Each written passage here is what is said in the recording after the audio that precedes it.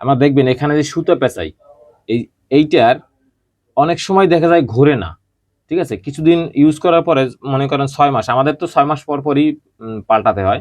তো কিছুদিন পর পরই দেখা যায় এই জিনিসটা ঘুরে না, মানে আপনি যতই এই যে আপনার আমার যে এখানে যে এইটা আছে, এই যে পয়েন্টটা যতই এবার চাপ দেই না কেন, কিন্তু এটা ঘোরে না। তার কারণ হচ্ছে এই যে এইটার ভিতরে একটা এরকম একটা রাবার থাকে।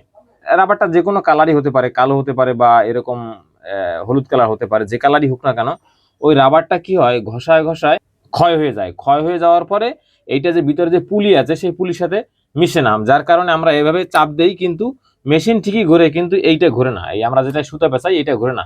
এই আপনারা জানেন পাওয়ার মেশিনে কিন্তু এছাড়া কিন্তু সুতা পেঁচানোর আর কোনো ওয়ে নাই।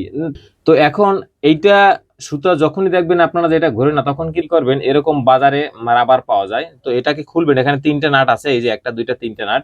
এই নাট 3টা খুলে আমি আপনাদের যদি একটু দেখাই, এই দেখেন এখানে 3টে নাট, এই একটা নাট, এই একটা নাট এবং এই একটা নাট। এই নাট 3টা খুললেই কিন্তু আপনার এই যে পয়েন্টটা এটা সম্পূর্ণ এটা উঠে আসবে।